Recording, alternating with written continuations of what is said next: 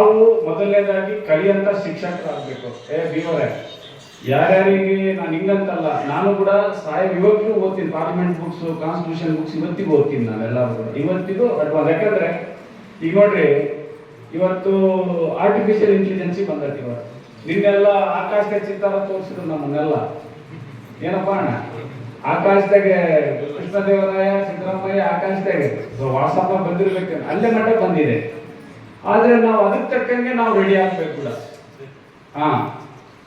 First ನಾನೇನ್ ಹೇಳ್ತೀನಿ ಅಂದ್ರೆ, ನಮಗೆ ಜನ್ಮ ಕೊಟ್ಟು ಭೂಮಿ, ಎಲ್ಲಾ ಶಿಕ್ಷಕರಿಗೆ, ಗವರ್ಮೆಂಟ್ ಪ್ಲಸ್ ಟೀಚರ್ಸ್ ಕೂಡ ಒಂದು ಕಲಿಯಂತ ಶಿಕ್ಷಕರಾಗ್ಲಿ ಎಲ್ಲರೂ ಕೂಡ. ಅದನ್ನ ಸ್ವಲ್ಪ ಮಾಡ್ತಾರೆ,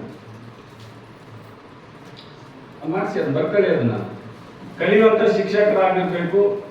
ಅವರಿಗೆ ಕಂಪ್ಲೀಟ್ ಆಗಿ ಆಧುನಿಕ ಏನು ಶಿಕ್ಷಣ ಪದ್ಧತಿ ಇದೆ ಅದನ್ನ ಅಪ್ಡೇಟ್ ಮಾಡಬೇಕು. ಟ್ರೈನಿಂಗ್ ಇದರಲ್ಲೇ ಕಂಡಕ್ಟ್ ಮಾಡಿ, ಇದಕ್ಕೆ ಏನ್ ಬೇಕೋ, ಇನ್ನ ಜನರೇಟರ್ ಎಲ್ಲ ಇದೆ, ಇದಕ್ಕೆ ಏನ್ ಬೇಕು ಮಾಡಿ ಆ ಟೈಮಲ್ಲಿ ಆ ಊಟದ್ದು ವ್ಯವಸ್ಥೆ ಏನಿದೆ ಆ 2 ತಿಂಗಳಲ್ಲಿ, ಆ 2 ತಿಂಗಳು ಬರುತ್ತಲ್ಲ, ಏಪ್ರಿಲ್ ಅಂಡ್ ಮೇ, ಅವ್ರು ರಜಕ್ಕೆ ಹೋಗ್ತಾರೆ, ಹೋಗಿ ಬರ್ಲಿ. ಬಟ್ ಇನ್ನೇನು ಸ್ಕೂಲ್ ಶುರು ಆಗ್ತದೆ ಅನ್ನೋದ್ರಾಗ ಒಂದು 15 ದಿನ ಒಂದು ವರ್ಕ್ಶಾಪ್ ಇಟ್ಕೊಳ್ಳಿ ಎಲ್ಲರಿಗೂ ಕೂಡ. ಅರ್ಥ ಆಯ್ತಾ ಇಲ್ಲ? ಅಲ್ಲಿ ಮಾರಲ್ ಅಂಡ್ ಕ್ವಾಲಿಟಿ ಎಜುಕೇಶನ್ ಏನು, ಗುಣಾತ್ಮಕ ಮತ್ತು ಧನಾತ್ಮಕ ಒಂದು ಶಿಕ್ಷಣ ಇರಬೇಕು. ಅದರಲ್ಲಿ ಮಾಡಿದ್ರೆ ಮಾತ್ರ ಒಳ್ಳೆಯ ಪ್ರಜೆ ಆಗ್ಲಿಕ್ಕೆ ಸಾಧ್ಯ ಆಗ್ತದೆ. ಅದರೆಲ್ಲ ಕೂಡ ಅದನ್ನ ನಾವೆಲ್ಲ ಮಾಡ್ಕೋಬೇಕು ಅದರಲ್ಲೆಲ್ಲ. ಅರ್ಥ ಆಯ್ತಾ? ಎರಡನೇದು, ಇವತ್ತು ಕೆಲವೊಂದೆಲ್ಲ ಇಲ್ಲಿ ನೋಡಿದಾಗ ಸತೀಶ್ ಅಣ್ಣ ಕೂಡ ಹೇಳಿದ್ರು, ಎಲ್ಲಾ ಶಾಲೆಗಳಿಗೆ, ಕೆಲವೊಂದು ಶಾಲೆಗಳೆಲ್ಲ ಕೊಟ್ಟಿದ್ದೀನಿ, 57 ಶಾಲೆಗಳು ಕೂಡ ಫೈರ್ ಪ್ರೊಡಕ್ಷನ್ ಮೆಟೀರಿಯಲ್ ನಾನೇ ಕೊಡಿಸ್ತೀನಿ ಎಲ್ಲ ಕಂಪ್ಲೀಟ್ ಆಗಿ. ಯಾರು ಕೂಡ ಇದರಲ್ಲಿ ಮಾತಾಡ್ತಿಲ್ಲ. ಆಮೇಲೆ ಬೇರೆ ಶಾಲೆಗಳಿಗೆಲ್ಲ ಸ್ವಲ್ಪ ನೋಡಿ, 55 ಶಾಲೆಗಳು ಮಾಡ್ಕೊಳ್ಳಿ. ಒಂದು 50 ಲಕ್ಷ ರೂಪಾಯಿದಲ್ಲಿ ಡಿಜಿಟಲ್ ಲೈಬ್ರರಿ ಕಂಪ್ಲೀಟ್ ಆಗಿ ಆನ್ಲೈನ್ ಕ್ಲಾಸಿಂಗ್ ಎಲ್ಲ ಮಾಡ್ಕೊಡೋಂಥದ್ದು ನಾನು ಕಂಪ್ಲೀಟ್ ಆಗಿ ಒಂದು 60 ಶಾಲೆಗಳು ಆಗ್ತವೆ, ಎಲ್ಲರಿಗೂ ಮಾಡ್ಕೊಡೋಂಥ ವ್ಯವಸ್ಥೆ ನಾನು ಮಾಡ್ಕೊಡ್ತೇನೆ. ನನ್ನ ಅನುದಾನ ಅಂದ್ರೆ ನಿಮ್ಗೆ ಅಡ್ಮಿಷನ್ ಜಾಸ್ತಿ ಆಗ್ತವೆ. ಅಡ್ಮಿಷನ್ ಜಾಸ್ತಿ ಆದ್ರೆ ಫೀಸ್ ಕೂಡ ಬರ್ತದೆ. ಇನ್ಫ್ರಾಸ್ಟ್ರಕ್ಚರ್ ಇಂದ ಬಂದ್ರೆ ಮಕ್ಕಳು ನಿಮ್ಮಲ್ಲಿ ಕೂಡ ಬರ್ತಾರೆ, ಸರ್ಕಾರಿ ಶಾಲೆಗೆ ಹೋಗ್ತಾರೆ. ಯಾರಿಗೂ ತಾರತಮ್ಯ ಏನಿಲ್ಲ. ನಾವು ನಮ್ಮ ಇನ್ಫ್ರಾಸ್ಟ್ರಕ್ಚರ್ ಡೆವಲಪ್ಮೆಂಟ್ ಮಾಡ್ಬೇಕು. ಅದಕ್ಕೆ ಒಂದು ಮಾಸ್ಟರ್ ಪ್ಲಾನ್ ಕೊಡ್ರಿ, ಮಾಡ್ಕೊಂಡು ಮಾಡೋದ್ರಿಂದ ಅದು ಸಹಾಯ ಆಗ್ತದಂತ ನಾನು ಅನ್ಕೊಂಡಿದ್ದೀನಿ. ಎಲ್ಲ ಕಂಪ್ಲೀಟ್ ಆಗಿ ನಾವು ಆಧುನಿಕ ಒಂದು ತಂತ್ರಜ್ಞಾನ ಕೊಡೋದ್ರಿಂದ ನಮಗೆಲ್ಲ ಚೆನ್ನಾಗಿ ಆಗ್ತದೆ ಎಲ್ಲ ಕಂಪ್ಲೀಟ್ ಆಗಿ. ಸೊ ಈ ರೀತಿಯಾಗಿ ಇವತ್ತು ನಾವೆಲ್ಲರೂ ಕೂಡ ಅಂದ್ರೆ ಈಗ ನೋಡ್ರಿ, ಕರಾವಳಿಗೆ ಅವ್ರಿಗೆ ನಮ್ಗೇನು ಕಡಿಮೆ ಏನಿಲ್ಲ. ಕರಾವಳಿ ಒಂದೇ ಜಾಗ ನಮ್ಮಲ್ಲಿ ಕೂಡ ಅಲ್ಲಿ 100% ಇರುತ್ತೆ. ಉಡುಪಿ, ಮಂಗಳೂರು, ಚಿಕ್ಕಮಂಗ್ಳೂರು ಎಲ್ಲ ಇದೆ. ನಾವೇನ್ ಕಡಿಮೆ, ನಮ್ಮಲ್ಲಿ ರೊಕ್ಕ ಐತೆ, ಎಲ್ಲ ಐತೆ. ಆದ್ರೆ ನಾವು ಒಂದು ಗುರಿ ಇಟ್ಕೊಂಡು ಸಾಧನೆ ಮಾಡ್ತಂಥದ್ದಿಲ್ಲ. ಅದನ್ನ ಮಾಡ್ತಕ್ಕಂತ ಒಂದು ಕೆಲಸ ತಾವು ಅದನ್ನೆಲ್ಲ ಪ್ಲಾನ್ ಆಗ್ತಾ ನಿಮಗೆಲ್ಲ ಮಾಡ್ಕೊಡ್ರಿ. ಜೊತೆಗೆ ಇವತ್ತು ಒಂದು ಕಂಪ್ಲೀಟ್ ಆಗಿ ಒಂದು ಮಾಸ್ಟರ್ ಪ್ಲಾನ್ ಮಾಡ್ಕೊಡ್ರಿ. 680 ಜನ 700 ಜನ ಟೀಚರ್ಸ್ ಆಗ್ತಾರೆ. ಯಾರು ಈಗ SRS ನಾಗೆ ಅಲ್ಲೆಲ್ಲ ಚೆನ್ನಾಗಿದೆ, ಶ್ರೀಶೈಲೇಶ್ವರ ಅಲ್ಲೆಲ್ಲ ಚೆನ್ನಾಗಿದೆ. ಮತ್ತೆ ಯಾರು ಬೈಬೇಡ್ರಿ ನಮ್ಗೆಲ್ಲ. ಅದು ಯಾರಿಗೆ ಕಷ್ಟ ಆಗಿದ್ದಾರೆ, ಯಾವ ಶಾಲೆ ಸಂಬಳ ಕೊಡಕ್ಕಾಗಲ್ಲ, ಯಾರು ಕಷ್ಟ ಆಗಿದ್ದಾರೆ, ಅಡ್ಮಿಷನ್ಸ್ ಕಡಿಮೆ ಇದೆ ಅಂತ ಮಾಡ್ಕೊಡ್ರಿ. ನಮಗೇನಂದ್ರೆ ನೋಡ್ರಿ, ಮೈಸೂರು, ಬೆಂಗಳೂರು ಹೆಂಗೆ ಅಡ್ವಾನ್ಸ್ ತಾಲೂಕ್ಸ್ ಅದವಲ್ಲ, ನಮ್ದೆಲ್ಲ ನಂಜುಂಡಪ್ಪ ವರದಿ ತಾಲೂಕ್ ಇದ್ದಂಗೆ. ಆ ಇಂಬ್ಯಾಲೆನ್ಸ್ ಬ್ಯಾಲೆನ್ಸಿಗೆ ಆಗ್ಬೇಕು. ಅದನ್ನ ಗ್ಯಾಪ್ ಏನೈತೆ ನನಗೆ ಮಾಡ್ಕೊಡ್ರಿ. ಆ ಗ್ಯಾಪ್ ತುಂಬಸಕ್ಕಂತ ಕೆಲಸ ನಾನು ಪ್ರಾಮಾಣಿಕವಾಗಿ ನಾನು ಮಾಡಿಕೊಡ್ತೇನೆ. ದೊಡ್ಡ ಶಿಕ್ಷಕರಿಗೆ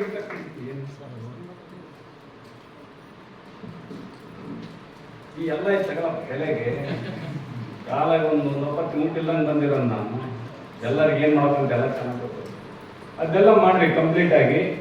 ಆಮೇಲೆ ನೋಡ್ರಿ, ಅಲ್ಲಿ ಇನ್ಫ್ರಾಸ್ಟ್ರಕ್ಚರ್, ಟಾಯ್ಲೆಟ್ಸ್ ಅದೇನೇನ್ ಬೇಕು ಕಂಪ್ಲೀಟ್ ಆಗಿ ಮಾಡ್ಕೊಡೋಂಥ ವ್ಯವಸ್ಥೆ ಇದೆ. ಈಗ ನೋಡ್ರಿ, ಈಗ ಏನಾಗಿದೆ, ಡಬಲ್ ಇಂಜಿನ್ ಇದೆ ಇವಾಗ. MPML 2 ಅನುದಾನ ಸಿಗ್ತಾ ಇದಾವೆ. ಅದನ್ನ ಕಂಪ್ಲೀಟ್ ಆಗಿ ಮಾಡ್ಕೊಡೋದಂದ್ರೆ ಮನೆಗೆದ್ದು ಮಾರ್ಗ ಗೆಲ್ಬೇಕಂತೆ. ಫಸ್ಟ್ ಸಣ್ಣ ತಾಲೂಕ್ ಗೆದ್ದು ಆಮೇಲೆ MP ಮಾಡ್ಕೊಡೋಂಥ ಕೆಲಸ ಮಾಡೋಣ. ಅದನ್ನ ನಾನು ಮಾಡಿಕೊಡ್ತೇನೆ ಎಲ್ಲ ಕಂಪ್ಲೀಟ್ ಆಗಿ.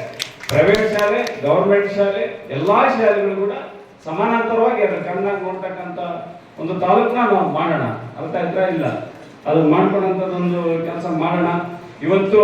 ಯಾಕಂದ್ರೆ ಆ ಬಡತನದಲ್ಲಿ, ಆ ನೋವಿನಲ್ಲಿ ನಾವೆಲ್ಲರೂ ಕೂಡ ನನಗೆ ಅದ್ರ ಬಗ್ಗೆ ಗಮನಕ್ಕಿದೆ. ಜೊತೆಗೆ ಅನ್ನಪೂರ್ಣ ಕೂಡ ಮೊದಲಿಂದ ನನ್ನ ಜೊತೆಗೆ ಶಿಕ್ಷಣದ ಬಗ್ಗೆ, ಆರೋಗ್ಯದ ಬಗ್ಗೆ ದಾದರು ನಾವೆಲ್ಲ ಯಾವಾಗಲೂ ಕೂಡ ಚರ್ಚೆ ಮಾಡ್ತಾ ಇದ್ದೀವಿ.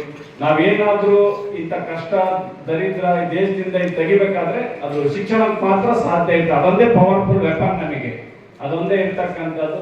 ಅದರಲ್ಲಿ ನಾವೆಲ್ಲರೂ ಸೇರಿ ಮಾಡೋದ್ರಿಂದ ಇವತ್ತು ನಾವೇನು ಇಲ್ಲಿ ಮಾತಾಡ್ತಾ ಇದ್ದೀನಿ MP ಆಗಿ.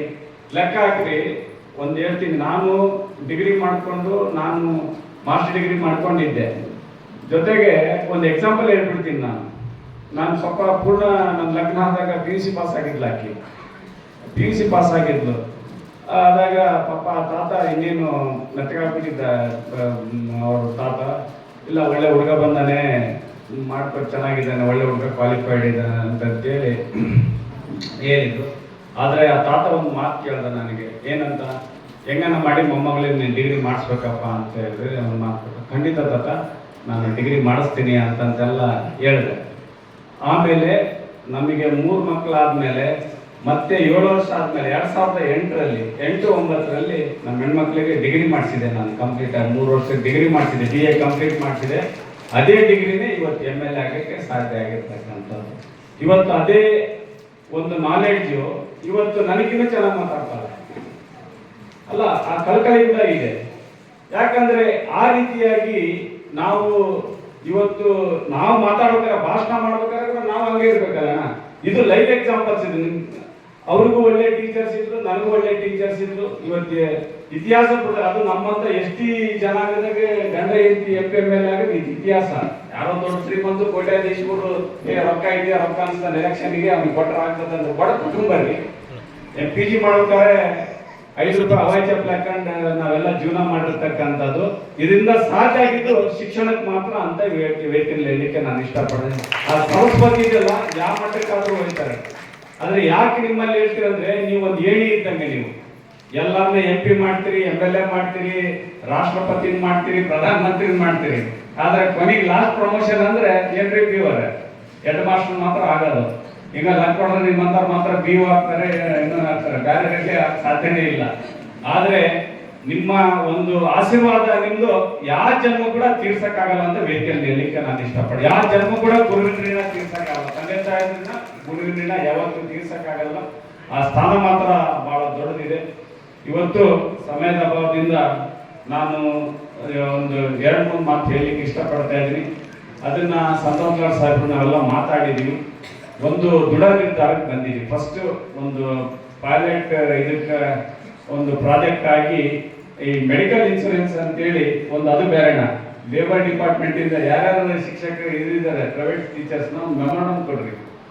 ಈಗ ಅದು ಮೆಡಿಕಲ್ ಮೆಡಿಕಲ್ ಇನ್ಶೂರೆನ್ಸ್ ಅಂತಿದೆ, ಅದರಲ್ಲಿ 2 ಲಕ್ಷ ರೂಪಾಯಿ ಅದೆಲ್ಲ ಬರ್ತದೆ. ಅದೆಲ್ಲ ಕಂಪ್ಲೀಟ್ ಆಗಿ ಇನ್ನೊಂದು ಬಣಕಾರ ಅವ್ರು ಹೇಳ್ತಾ ಇದ್ರು, ಬಣಕಾರ ಅದು ಏನಾಗ್ತದೆ, ನಾವು ಕೊಟ್ರೆ ಮನ್ ತನಕ, ದೇವ್ರು ಕೊಡೋದು ಒಂದ್ ತನಕ.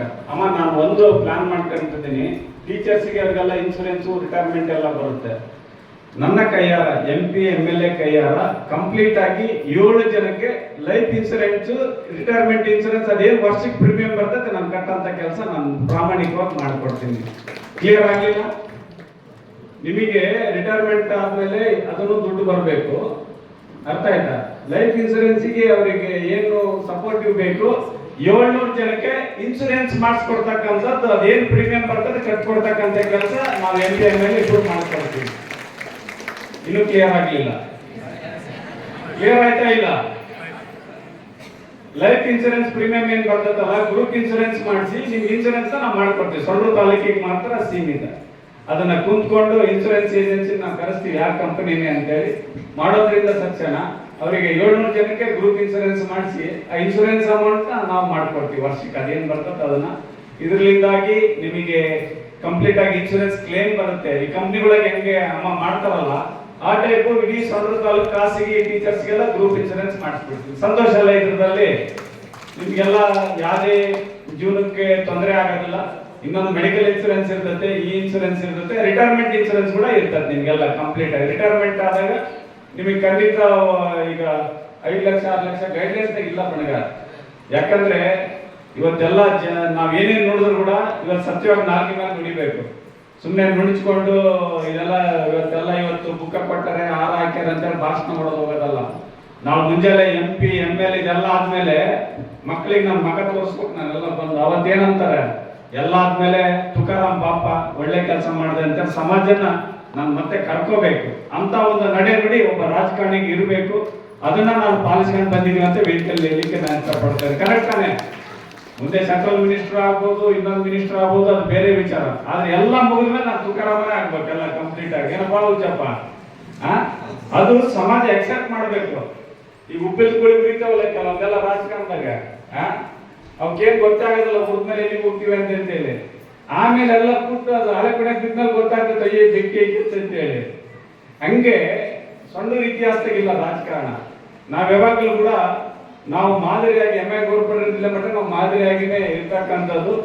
ಇವತ್ತು ನಾನು ಕೂಡ ಲಕ್ಷಣವಾಗಬೇಕಾಗಿತ್ತು. ಒಂದು ರಾಜಕೀಯ ಜಿದ್ದಿಗೆ ನಾನು ಇವತ್ತು ಪೊಲಿಟಿಷಿಯನ್ ಆಗಿ ನಿಮ್ ಮುಂದೆ ಕೇಸರಿ ಸಾಮಾನ್ಯ ಚೆನ್ನಾಗಿ ಗೊತ್ತಿರ್ಬೇಕು. ಅದೆಲ್ಲ ಒಂದು ರಾಜಕೀಯ ಜಿದ್ದಿಗೆ ಅದ್ ನಿಂತ್ಕೊಂಡು ಒಬ್ಬನೇ ಯಾರೋ ಒಬ್ಬನು ಬಂದ ಇನ್ನೊಂದು ದೊಡ್ಡ MLA ಅಂತಂದ್ರೆ MLA ಆಗಿ ಬರ್ತಾರೆ ನಾವು ಅಂತಂದ್ರೆ ಅದಕ್ಕೆ ಶಕ್ತಿ ಕೊಟ್ಟು ಆ ಗುರಿ ಮುಟ್ಸಂತ ಛಲ ಕೊಟ್ಟಿರ್ತಕ್ಕಂಥದ್ದು ಶಿಕ್ಷಕರು ಅಂತೇಳಿ ವೇದಿಕೆಯಲ್ಲಿ ಹೇಳಲಿಕ್ಕೆ ನಾನು ಇಷ್ಟಪಡ್ತಾ ಇದ್ದೀನಿ. ಈ ರೀತಿಯಾಗಿ ಇವತ್ತು ನೋಡಿ, ನಾನು ಅಕೌಂಟ್ಸ್ ಅಲ್ಲಿದ್ದೆ, ರಾಜಕಾರಣದಲ್ಲಿದ್ದೆ, ಎಲ್ಲದಿದ್ದೆ.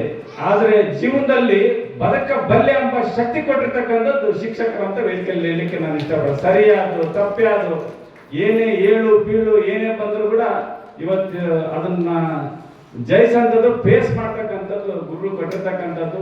ನಾವೆಲ್ಲರೂ ಕೂಡ ಸೊಂಡ್ರು ತಾಲೂಕಿನಲ್ಲಿ ಯಾವ್ದು ಗೌರ್ಮೆಂಟ್ ಪ್ರೈವೇಟ್ ಅನ್ನೋದು ಏನು ಬೇಡ. ಒಬ್ಬ MP MLA ಸಂತೋಷದಾದರು ನಾವೆಲ್ಲ ಸೇರಿ ಏನ್ ಕೊಡೋದಿದೆ ಪ್ರಾಮಾಣಿಕವಾಗಿ ಅದನ್ನ ಕೊಡ್ತಕ್ಕಂಥದ್ದು ನಾವೆಲ್ಲರೂ ಮಾಡೋಣ. ಎಲ್ಲರೂ ನಕ್ನಕ್ಕಂತ ಇರೋಣ. ಈಗ 5 ಬಳ್ಳು ಸಮಯ ಇಲ್ಲ ನನಗೆ, ಆದ್ರೆ ಎಲ್ಲರೂ ಕೂಡ ಒಗ್ಗಟ್ಟಿರ್ತದೆ. ಇಂಥ ಒಗ್ಗಟ್ಟಿನ ಒಂದು ಮಂತ್ರವನ್ನ ಸೊಂಡ್ರು ತಾಲೂಕಿನಲ್ಲಿ ನಾವು ಮಾಡೋಣ. ಕರೆಕ್ಟ್ ಏನ್ರಿ? ಅದರಲ್ಲಿ ಈಗ ಏನಾಗ್ತದೆ, ಈಗ ನಾನು ಓದ್ಕೊಂಡೆ ನಮ್ಮ ತಮ್ಮ ಓದ್ಲಿಲ್ಲ, ಲಾಸ್ಟ್ ತಂಗಿ ಸ್ವಲ್ಪ ಓದ್ಲಿಲ್ಲ, ಇಬ್ರು ದೊಡ್ಡ ತಂಗಿಯರು ಓದ್ಲಿಲ್ಲ. ಆದ್ರೆ ಜೀವನದಲ್ಲಿ ಎಲ್ಲರೂ ಸಂತೋಷ ಬದುಕ್ತೇವೆ ನಾವೆಲ್ಲರೂ ಕೂಡ. ಕರೆಕ್ಟ್ ಅಲ್ಲ? ಅಂತ ವಾತಾವರಣ ಬದುಕಕ್ಕೆ ನಾವು ಬದುಕ್ತಿದೀವಿ, ಸಂತೋಷವಾಗಿದ್ದೀವಿ ಅನ್ನೋದು ಕಲಿಸಿದ್ರೆ ಅದೇ ಜೀವನ. ನಮಗೆ ಕೋಟ್ಯಾಧೀಶ್ವರರು ನಮ್ಗೆ ಹೆಲಿಕಾಪ್ಟರ್ ಇರ್ಬೇಕಂಬುದು ಏನಿಲ್ಲ. ನಾವು ಸಂತೋಷವಾಗಿದ್ದೀವಪ್ಪ ಅಂತ ವಾತಾವರಣ ಪ್ರಾಮಾಣಿಕವಾಗಿ ನಿಮ್ಮ ಮನೆಯಾಗಿ ಇಡೀ 3,51,000 ಜನ ಸೊಂಡ್ರು ತಾಲೂಕಿನಾಗ ಏನಿದ್ದಾರೆ ಅವ್ರಿಗೆ ಕೊಡ್ತಕ್ಕಂಥ ಕೆಲಸ ನಾನು ಪ್ರಾಮಾಣಿಕವಾಗಿ ಮಾಡ್ತೀನಿ ಅಂತ ವೇದಿಕೆಯಲ್ಲಿ ಇಷ್ಟಪಡ್ತಾ ಇದ್ದೀನಿ. ಜೊತೆಗೆ ಶಾಲೆಗಳೆಲ್ಲ ಚೆನ್ನಾಗಿ ಮಾಡಿಕೊಡ್ತೀನಿ, ಹಂತವಾಗಿ ಚೆನ್ನಾಗಿ ಮಾಡ್ತೀನಿ. ಕಂಪ್ಲೀಟ್ ಆಗಿ ಡಿಜಿಟಲ್ ಲೈಬ್ರರೀಸು, ಮ್ಯಾನ್ಯುವಲ್ ಲೈಬ್ರರೀಸು ಕೊಡ್ತಕ್ಕಂಥದ್ದು ಮಾಡಿದ್ರೆ ಪ್ರೈವೇಟ್ ಶಾಲೆಗಳು ಚೆನ್ನಾಗಿರ್ತವೆ. ಜೊತೆಗೆ ಇವತ್ತು ರಿಟೈರ್ಮೆಂಟ್ ಸ್ಯಾಲರಿ ಕೂಡ ಎಲ್ಲ ಹೇಳಿದ್ದೀವಿ. ಜೊತೆಗೆ ಇವತ್ತು ಏನು ಒಂದು ಇಂಬ್ಯಾಲೆನ್ಸ್ ಇದೆ ಅದು ಕೊಡ್ತಕ್ಕಂಥದ್ದು ಕೂಡ ನಾವು ಮಾಡ್ತೀವಿ ಅಂತ ವೇದಿಕೆಯಲ್ಲಿ ಹೇಳಲಿಕ್ಕೆ ಇಷ್ಟಪಡ್ತೇನೆ. ಸಂಪೂರ್ಣವಾಗಿ ಏನು ಎಲ್ಲರೂ ಮಾತಾಡಿದ್ರು ಅದಕ್ಕೆ ಪೂರಕವಾಗಿ ನಾನು ನನ್ನ ಜವಾಬ್ದಾರಿ ಮಾತುಗಳನ್ನ ಹೇಳಿದ್ದೀನಿ ಅಂತ ನಾನು ಅನ್ಕೊಂಡಿದ್ದೀನಿ. ಆಮೇಲೆ ಏಪ್ರಿಲ್ ಮೇ ತಿಂಗಳದು ಒಂದೇ ಟೈಮ್ ಭಾಷಣ ಮಾಡಕ್ ಆಗೋದಿಲ್ಲ ನಾನು. ಅದಕ್ಕೆ ಬೇರೆ ಒಂದು ಏನಾದ್ರು ಒಂದು ಮಾಡೋಣ, ಯಾಕಂದ್ರೆ ಹೇಳಿದ್ಮೇಲೆ ನಡ್ಕೋಬೇಕದು. ಅದನ್ನ ನಾನು ಇನ್ನೊಂದ್ಸರಿ MLA ನಾವು ಕುಂತ್ಕೊಂಡು ಮಾತಾಡಿ, ಹಿರಿಯರ ಹತ್ರ ಕುಂತ್ಕೊಂಡು ಮಾತಾಡಿ ಆ 2 ತಿಂಗಳಿಗೆ ಏನಾದ್ರೂ ಒಂದು ಆಸರೆ ಕೊಡ್ತಕ್ಕಂಥ ಕೆಲಸ ನಾವು ಖಂಡಿತವಾಗ್ಲೂ ಮಾಡ್ಕೊಡ್ತೀವಿ ಅಂತ ವೇದಿಕೆಯಲ್ಲಿ ಹೇಳಿಕ್ಕೆ ನಾನು ಮಾಡೋಣ. ಏನ್ ಕುಂತ್ಕೊಂಡು ಮಾಡೋದೈತೆ ಒಟ್ಟ ಕಂಪ್ಲೀಟ್ ಆಗಿ ಇವತ್ತು ನನ್ಗೇನ್ ಜವಾಬ್ದಾರಿ ಕೊಟ್ಟಿದ್ದೀರಿ ಅದನ್ನೆಲ್ಲ ಮಾಡಿದೀವಿ ಅಂತ ನಾನು ಅನ್ಕೊಂಡಿದ್ದೀನಿ. ಇವತ್ತೇನೋ ಖಾಸಗಿ ಶಿಕ್ಷಣ, ಆಮೇಲೆ ಇನ್ನೊಂದು ಮಾನ್ಯ ಮುಖ್ಯಮಂತ್ರಿಗಳು ಕೂಡ ಒಂದು ಮೆಮೊರಾಂಡಮ್ ಕೂಡ ಬರಬೇಕು. ನೀವೆಲ್ಲ ಸ್ವಾತಂತ್ರ್ಯ ಉದ್ಯಾನವನದಲ್ಲಿ ಇದ್ದಾಗ 1995 ಮಾರ್ಚ್ 31 ಲಾಸ್ಟ್ ಆಗಿತ್ತು ಏಡೆಡ್ ಮಾಡ್ತಕ್ಕಂಥದ್ದು, ಖಾಸಗಿ ಇರ್ತಕ್ಕಂಥದ್ದನ್ನ ಅನುದಾನಕ್ಕೆ ಒಳಪಡಿಸ್ತಕ್ಕಂಥದ್ದು. ನೀವು ಮತ್ತೆ ಬಿಟ್ಬಿಟ್ರಿ ಅದನ್ನ ಕೈನ, ನೀವು ಬರ್ರಿ ನಡೆದತ್ತೆ. ಹೆಂಗ ಪಂಜಾಬ್ ರೈತರದ್ದು ಇರ್ತತ್ತಲ್ಲ, ಹೇಳಪ್ಪ ಪಂಜಾಬ್ ರೈತರದ್ದು ಗೆಲ್ಲ ಮಠ ಏನು ನಾವು ನಿಂದರಲ್ಲ ಅಂತ ಹೇಳಿದಿಲ್ಲ ಅಂತ ನಿಮ್ ರಾಜ್ಯಾಧ್ಯಕ್ಷರಿಗೆ ಹೇಳು, ಅಂತ ಮಾಡೋಂತ ಹೇಳು. ನಾವು ನಿಮ್ ಜೊತೆಗೆ ಅದೀವಿ, ಕರ್ಕೊಂಡೋಗಿ ಮಾಡ್ತೀವಿ. ಯಾಕಂದ್ರೆ ಒಂದು ಯಾರು ಹೊಟ್ಟೆ ಹತ್ತಂದ್ರೆ ಯಾವ ತಾಯಿ ಅನ್ನ ಕೊಡಲ್ಲ ನಮಗೆ.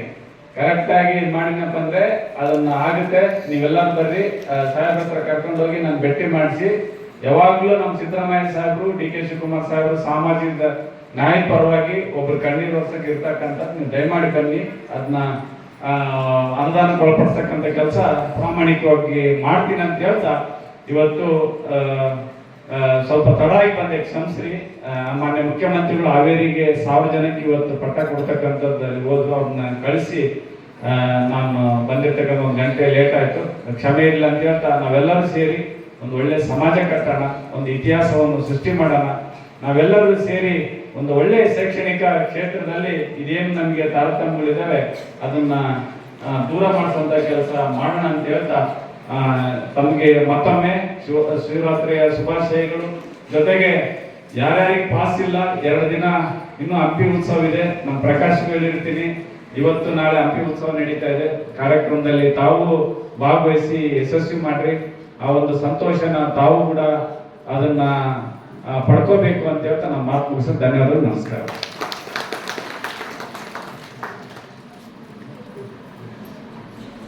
ಇಲ್ಲಿಯವರೆಗೆ ಏನೊಂದು ಸಬ್ಜೆಕ್ಟ್ ಬಿಟ್ಟಿದ್ದೀನ, ಇನ್ನೇನ ಡೌಟ್ ಇದನ್ನ ಹೇಳ್ಬಿಡ್ರಿ.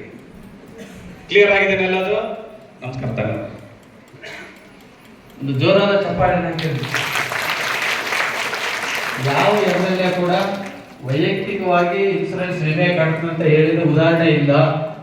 ನಮ್ಮ ಸಂಸದರು ಓಪನ್ ಫಂಕ್ಷನ್ ನಲ್ಲಿ ನಿಮ್ಗೆ ರಿಟೈರ್ಡ್ ಆಗೋಷ್ಟೊಂದು ಅಮೌಂಟ್ ಬರುತ್ತೆ ಅಂತ ಹೇಳಿ ಅವ್ರು ಒಪ್ಕೊಂಡಿದ್ದಾರೆ. ಯಾಕಂದ್ರೆ ನಾವು ಬೇಡಿಕೆ ಇಟ್ಟಿದ್ವಿ 5 ಲಕ್ಷ ಬರಬೇಕು ಅಂತಂದೇಳಿ, ಅದನ್ನು ವಿಮಾ ರೂಪದಲ್ಲಿ ಕೊಡ್ಲಿಕ್ಕೆ ಇಷ್ಟಪಟ್ಟಿದ್ದಾರೆ.